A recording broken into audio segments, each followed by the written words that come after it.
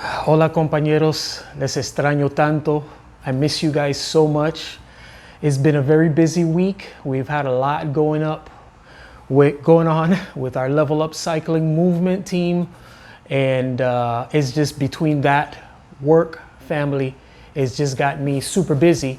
And it was kind of difficult to be on the schedule that I had for the videos. But anyway, that doesn't matter. I'm here and you're here. So what are we going to talk about today? Today we're going to talk about something called the economy of a cyclist. You're like, the economy of a cyclist? Yeah, I'm not talking about the money that people spend on bikes. That's a whole other subject, and it'll be the subject of an upcoming video.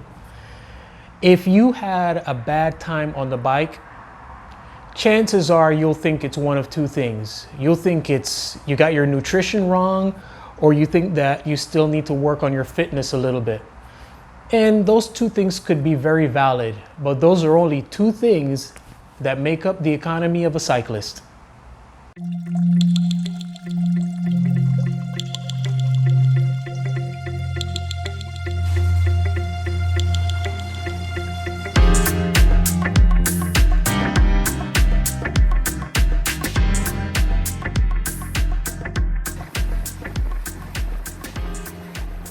So, what is the economy of a cyclist? As I said, fitness and nutrition are certainly parts of it, but there are only two parts of it.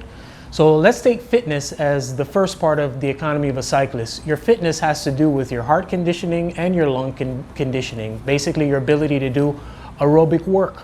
You can increase your heart's ability to pump blood through your body efficiently, and you can increase your lungs' ability to process more oxygen or to process oxygen more efficiently. Both of those things have to do with your fitness as part of your economy as a cyclist. Okay, so next we got to talk about your strength. The strength of your economy as a cyclist has to do with your leg strength and your core strength. Your leg strength is obvious because you're pedaling the bike, so you immediately associate having strong legs, strong muscular endurance with your ability to be efficient on the bike, but often overlooked is your core. Your core is the thing that stabilizes your body and actually allows your legs to be very efficient. Little known fact, you actually pedal and control your bike through your core and your hips, probably about as much as you use your legs. So having a strong core, having strong hip muscles are very important components to make sure that you're taking advantage or you're maximizing your strength as a cyclist. Next, nutrition. As I've mentioned, nutrition is very important. Nutrition actually comes in two parts. How you eat off the bike throughout the day and the week building up to your rides, and how you eat on the bike. How you eat off the bike is kind of obvious. For the most part, we know the things that we should eat, shouldn't eat. You should know the things that help your body to feel more alive, feel like you have more energy, feel like you can go that extra mile. That is a lot easier puzzle to solve. The second puzzle, which is knowing how to eat while you're on the bike, takes a little bit of practice, takes a little bit of experimentation. For example, I used to use brand X for my nutrition on the bike, and I had to be very careful with how I used it. There was one product that I used if I was going on rides that were less than 20 miles, and if the ride was more than 40 miles, I would supplement that with another product. And depending on how I used the first product, it could affect my stomach. Well, it was efficient for me as long as I got the formula right, but later on I found out about brand Y, and brand Y is a very simple two-step process that doesn't affect my stomach. Gives me energy almost immediately, but also it doesn't peak and what you'd call like peak and have my energy fall off tremendously. It gives me a good consistent flow of energy. So that's something that it took me time to work out. Also, how I eat immediately before the ride is very important as well. All right, so we're keeping score. So we've got fitness, strength, nutrition. Next, we've got to talk about your ability, your riding ability. So key as part of your economy as a cyclist. Your ability to draft properly, your ability to find and use the proper cadence, your ability to change gears, your ability to be able to distinguish where the wind is coming from, your ability to get into the drops and use the drops effectively. All of those things are really, really important parts of your economy as a cyclist. If you don't know how to corner effectively and you're in a group, every time the group goes around a corner, you're going to find yourself gapped 5, 7, 10 bike lengths. True story. We had a gentleman come out who was physically fit. We spoke to him about the things that he did, former runner.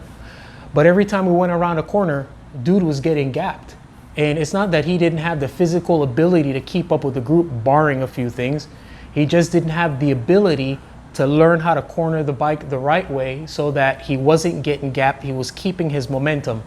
You know, I'm gonna have to do a video on how to corner effectively. So, but those are things that matter and they affect your ability to ride effectively. Why is that important? If you're getting gapped every time the group takes off and you've got to close that gap down, you're burning energy. It's going to start to drain you. It can turn in an okay ride into a very bad ride. So it's important to have good ability as a cyclist.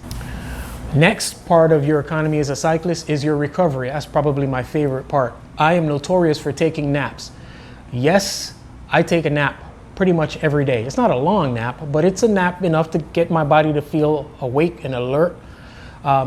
I try to sleep well. Get yourself a good mattress. If you don't have a good mattress, don't skimp on mattresses. It's very important. Massages, chiropractic adjustments, stretching, foam rolling, all of those things are important in terms of your recovery. Also, when you go out and do a recovery ride, your recovery ride should either be with like just you or you and a couple other like-minded people who understand that this is not a hammer fest. The last part of your economy as a cyclist has to do with your mindset, your mental. In business, we have a saying. It says that life is 10% what happens to you, 90% how you respond. I find that cycling holds a lot of those same type of nuances like business. In fact, quick story, I remember years ago listening to interviews with Mark Cavendish. This is when he was winning everything. And just listening to the way how he was answering the questions, I could tell that that dude was reading books, the same type of books that entrepreneurs read for self-improvement. He was working on his mind, gave him that edge that makes you believe in yourself, gives you the ability to go a little bit further, even when you start feeling like you can't. It's amazing when you learn how to compartmentalize pain, goals, and just focus on not the result, but the process, how much better you can do. And a lot of times I find that cyclists, they just don't focus on that. You could be having a bad ride and you think it's your nutrition, you think it's your fitness, you think you didn't get enough rest. It also could mean that you're psyching yourself out. Ways to improve on the mental aspect of your cycling, the attitude you have about the ride that you're getting ready to go on or the people that you're riding with. What kind of goals have you set for yourself? What's your spatial awareness about the ride that you're on? What are you hoping to get out of it? Meaning, what's your intent? What type of preparation have you made for this ride? All of those things contribute tremendously to how you approach the ride and consequently how you're going to perform. So you may be sitting there saying, man, Louis, that one didn't have a lot to do with bike riding. Mental, attitude, check yourself. But anyway, focus on those things. And every once in a while, pay attention. Sometimes you may be thinking that it's one thing and it's not that, it's something else. Learn different things that make up your economy as a cyclist so that you can maximize your abilities on a bike. So that's what I've got for you guys this week. I hope that information is beneficial. I was very excited about bringing it to you because it's one of my favorite things to talk about in the realm of cycling. Again, if you like the video, you like the comments, please give me a big like, a thumbs up. Share the content with people that you know that are into cycling. Leave comments below. If you have not subscribed, I ask you to do that. So hey guys, ride your bike, be safe, focus on the things that you need to do to become a better cyclist. We'll focus on the things that we need to do to continue to inform, inspire, and instruct. I got those wrong. Instruct, inform, inspire to help make everybody a better cyclist.